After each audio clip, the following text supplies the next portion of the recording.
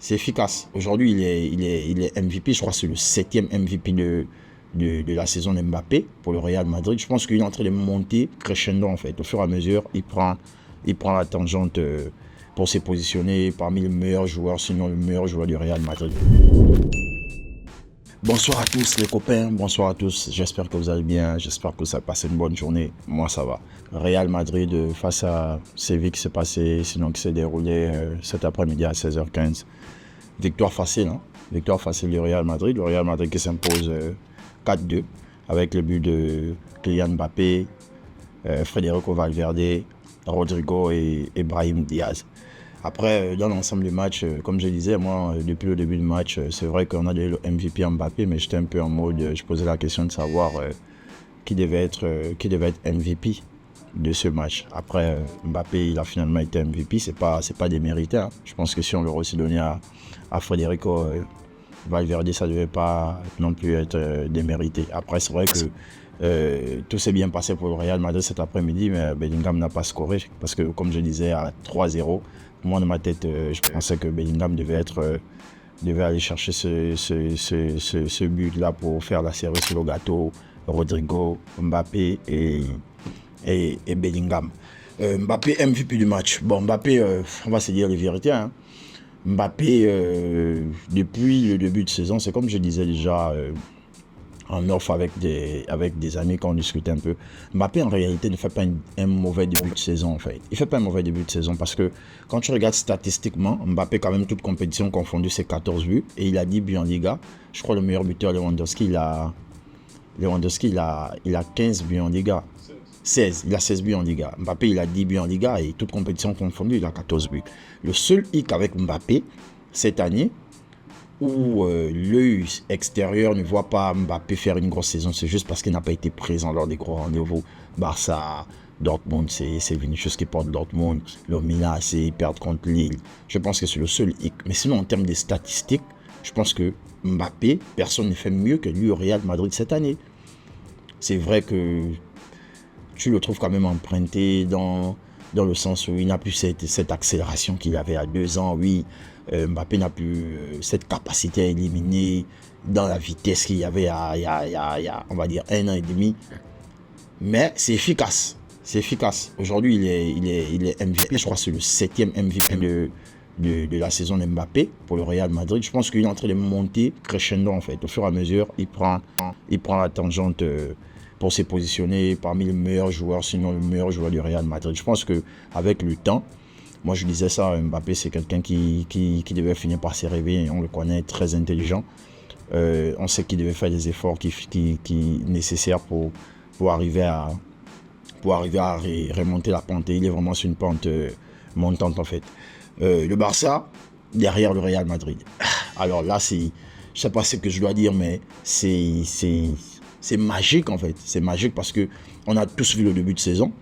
Nous tous, on a vendu la peau du Real Madrid en mode le Real Madrid a perdu le championnat, le Real Madrid ne peut plus rien. Mais aujourd'hui, le Real Madrid est devant le Barça avec 2 buts d'avance. Ça, c'est quelque chose 2 points d'avance, je veux dire. Ça, c'est quelque chose il faudra rappeler en fait. Ce Real Madrid qu'on a enterré aujourd'hui, ce Barça qui a fait ce beau début de saison, qui s'est imposé rapidement en Champions League contre le Bayern, qui s'est imposé contre le Real au Classico, qui a réduit le Real à 11 longueurs. Aujourd'hui, le Real de Madrid est devant le Barça. Le Barça est 3e, le Real Madrid est 2e et à 2 longueurs de FC Barcelone avec un match de retard contre Valence. Ça, déjà, il faut dire que c'est quelque chose à féliciter parce que quand on a vu le début de saison du Real, on a vu le début de saison du Barça, on s'est dit, mais comment le Real Madrid va faire pour challenger le Barça cette année? Mais aujourd'hui, le Barça est 3e, le Real est 2e, l'Atlético de Madrid, premier du championnat. Après, il faut aussi noter que Rodrigo, il est quand même aussi en train de retrouver un peu les sensations. C'est comme je disais, Rodrigo, c'est juste quelqu'un qui n'arrive pas à enchaîner en fait. Sinon, Rodrigo, techniquement, balle au pied, c'est quelqu'un qui est vraiment à l'aise, c'est quelqu'un qui s'en sort vraiment bien. Mais juste qu'il n'arrive pas à enchaîner les matchs en fait. C'est-à-dire c'est quelqu'un qui n'arrive pas, je ne sais pas si Rodrigo, il a déjà fait une saison pleine de 35 matchs. Ça m'étonnerait vraiment, c'est à vérifier. Mais Rodrigo, c'est quelqu'un qui n'arrive pas à enchaîner. Il a toujours des pépins physiques, il a mal au dos, il a le muscle le dérange. Mais je pense que si Rodrigo, dans le temps cette année, arrive à être constant, il sera vraiment au top du top, comme Vinicius et Mbappé qui est en train de monter crescendo. Il y a aussi Brahim Diaz qui a fait un bon match. Brahim Diaz, c'est quelqu'un de très solide, avec des appuis très très très durs. C'est quelqu'un qui attaque toujours, qui va toujours vers de l'avant. Bellingham aussi, l'activité de Bellingham. Bellingham, par contre, c'est comme je disais, tu aimes le Real Madrid, tu n'aimes pas le Real Madrid. Tu es supporter du Barça, tu n'es pas supporter du Barça. Tu n'aimes pas le visage de Bellingham, tu aimes le visage de Bellingham. Ça ne crache pas sur Bellingham. Si tu aimes le football, tu ne craches pas sur Bellingham, parce que Bellingham, c'est l'un de ceux joueurs aujourd'hui en milieu de terrain qui a cette capacité de tout faire. Il va te faire marquer. Il va engager le pressing le premier. C'est celui qui sera dans la contre-attaque. C'est celui qui sera à la dernière minute, 95e minute. Il va toujours aller tacler. En fait, c'est quelqu'un qui est au charbon. C'est quelqu'un qui se vend, qui se sacrifie pour le Real Madrid. Et ça, le Real Madrid, je pense qu'ils doivent ajouter de l'argent. Ils doivent ajouter de l'argent à Dortmund, parce que l'activité que Bellingham apporte au Real Madrid, je pense que si on retire aujourd'hui Bellingham, en milieu de terrain, je ne pense pas qu'il y aura quelqu'un qui pourra faire les efforts, répéter les efforts que Bellingham fait. Bellingham, vraiment, c'est quelqu'un à féliciter dans ce groupe du Real Madrid. Je pense que le match du Real Madrid était un match facile, mais il n'y avait pas d'opposition en face. Ils se sont imposés logiquement. Après-midi sereine du côté de Santiago Bernabéu. Je pense que c'était donné. On va basculer, parce que si vous avez suivi, on était aujourd'hui normalement censé couvrir le match du Real Madrid, mais quand on a vu le match était plié, on a basculé sur le match de Liverpool-Tottenham, sinon Tottenham-Liverpool, parce que ça se joue à Tottenham. Tottenham-Liverpool, le match s'est soldé 3-6 en faveur de Liverpool, victoire de Liverpool facile. C'est vrai que Tottenham a essayé de se réveiller vers la fin du match, mais je ne croyais pas en fait. Je ne croyais pas, parce que le visage qu'ils ont montré depuis le début du match ne laissait pas croire qu'il va aller chercher ce Liverpool. Parce qu'on a vu depuis l'entame du match comment Liverpool a étouffé Tottenham. Ils ont dominé le milieu de terrain avec Szoboszlai, Gravenberch et McAllister. McAllister, par contre, c'est quelqu'un qui est très très sous-coté, hein, McAllister, il est sous-coté des ouf. C'est-à-dire que quand tu regardes l'activité de Liverpool, c'est pas quelqu'un que tu vas tirer vers le haut.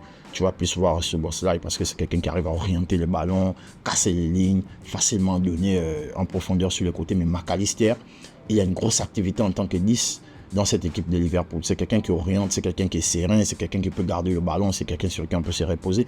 Et c'est quelqu'un qui marque même, McAllister. La preuve, il a marqué aujourd'hui. Je pense qu'il a marqué, ce boss-là, il a marqué le doublé de Mohamed Salah, doublé de Luis Diaz. Mohamed Salah, les copains. Mohamed Salah, si la saison s'arrête aujourd'hui, il n'y a plus le football, il est ballon d'or. Il est ballon d'or. Hein. Mohamed Salah, si la saison s'arrête aujourd'hui, il n'y a plus le football, il est ballon d'or. C'est 20 buts, toutes compétitions confondues. Oui, c'est ça. Mohamed Salah, c'est 20 buts, toutes compétitions confondues. Notamment 15 buts en première ligue. Il est le meilleur buteur avec... il est ex aequo aussi, je crois, meilleur passeur avec 10 passes décisives toute la saison. Donc ça veut dire que quand tu combines les buts de Mohamed Salah et les assists, les passes, les 20 buts toutes compétitions confondues et les 10 passes décisives toutes compétitions confondues, il est déjà à 30 buts, goals et assists en fait pour la saison. On a tendance à mettre un peu Yamal en haut, qui fait une bonne saison, c'est quelqu'un qui porte le Barça, c'est quelqu'un qui a une justesse technique, c'est quelqu'un qui marque beaucoup. On voit aussi des Cole Palmer comme en haut, il y a beaucoup de joueurs, mais je pense que ça là, on n'en parle pas beaucoup, mais ça il fait une grosse saison.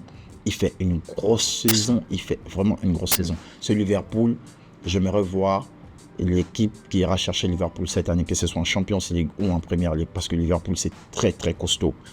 En attaque, en dehors de Mohamed Salah qui est constant, qui ne bouge pas, qui ne saute jamais, autour de Mohamed Salah, tous les joueurs, quand je mets la Mohamed Salah, et ils répondent présent. Gakpo, Jota, Luis Diaz qui sort avec un double aujourd'hui, qui fait aussi un gros match.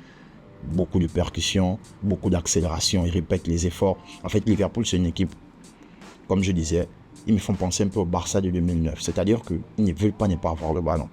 Quand ils perdent le ballon, aussitôt ils pressent. Tout le monde presse. Les milieux de terrain se renferment, les défenseurs montent, tout le monde. En fait, ils amènent l'activité et le pressing autour du porteur du ballon adverse de telle sorte que remettez-nous la balle en fait. La balle nous appartient. Ce Liverpool est très costaud. Ce Liverpool, il est très costaud. Ce Liverpool, il est joueur. Ce Liverpool, il va t'attaquer. Ce Liverpool, il va te presser pendant 90 minutes. Ce Liverpool, il va même aller te marquer à la 90e minute, bien que le match soit terminé. Donc, c'est pour dire que c'est fort ce que Liverpool fait. Arne Slot, vraiment, il a félicité parce qu'il a su garder le cap de Jürgen Klopp. Sinon, il a même su faire comme Jürgen Klopp Prime, en fait, quand il était là à l'époque de Firmino, Salah, Mané, etc.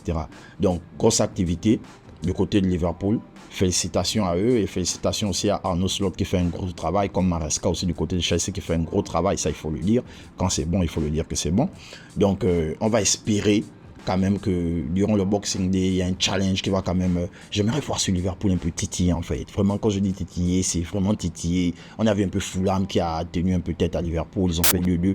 C'est ce genre de match que j'aimerais un peu voir Liverpool, quitte à perdre même, en fait. Parce que Liverpool, cette année, je crois que c'est juste une seule défaite, Nottingham Forest, si je ne me trompe pas. C'est une seule défaite. Hein. C'est une seule défaite. Tottenham, pour parler un peu rapidement, c'est une belle équipe. Offensivement, ça répond. Je disais en offre avec mon frère que Tottenham, ils vont marquer 4 buts, mais le problème, c'est qu'ils vont encaisser 5 buts en défense. Je ne sais pas ce qui se passe avec Tottenham. Tottenham, offensivement, il marque. Kulusevski, Son, Perrault, Solanke, ça score. Si vous regardez les 5 derniers matchs de Tottenham, je pense qu'ils ont marqué à tous les matchs. Mais combien de buts ils ont encaissé au total? Et je voyais même aujourd'hui, ils ont même fait un exploit, si je peux appeler ça comme ça, de marquer Liverpool 3 buts. Parce que Liverpool, c'est une équipe qui n'encaisse pas vraiment de buts en fait. Liverpool, cette année, c'est une équipe défensivement qui est très solide. C'est vrai qu'aujourd'hui, Konaté n'est plus présent. C'est Gomez qui essaie un peu de compenser. Mais après, Gomez, il fait le travail. Mais Liverpool, on a vu la paire Konaté et Van Dijk avec Robertson et Alexander-Arnold. C'est vraiment une défense qui est compacte en fait. Pour finir avec Alexander-Arnold, c'est un monstre. C'est un monstre. J'ai vu la statistique après le match. Je crois qu'il a 85 passes décisives depuis qu'il est à Liverpool. Pour un latéral droit. Après, c'est vrai que défensivement, j'ai plusieurs fois aussi vu ce latéral un peu bouger. Mais offensivement, comme je disais, Alexander-Arnold part, appelle le ballon, demande où tu veux, je sais pas, positionne-toi, il va te donner le ballon.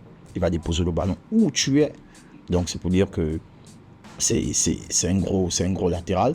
Et je pense qu'il n'a pas encore renouvelé son contrat avec Liverpool. Il y a eu 2 propositions.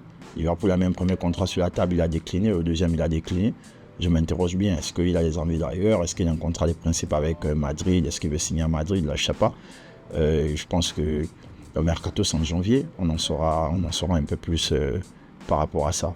Donc, merci encore pour tout ce que vous apportez à la chaîne. N'oubliez pas de vous abonner, n'oubliez pas de liker, n'oubliez pas de partager.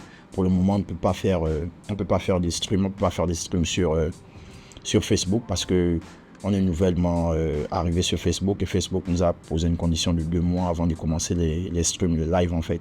Donc pour l'instant, on est sur YouTube. On comprend que sur YouTube, c'est pas souvent forcément donné par rapport à notre contexte, etc., le pays et tout, mais je pense que quand on va commencer sur Facebook, il y aura plus d'engouement autour. N'oubliez pas, nous sommes une famille, vous pouvez donner des propositions en commentaire, vous pouvez laisser un commentaire pour proposer, essayer des suggestions par rapport à X, par rapport à Y, et on va essayer de s'améliorer au fur et à mesure.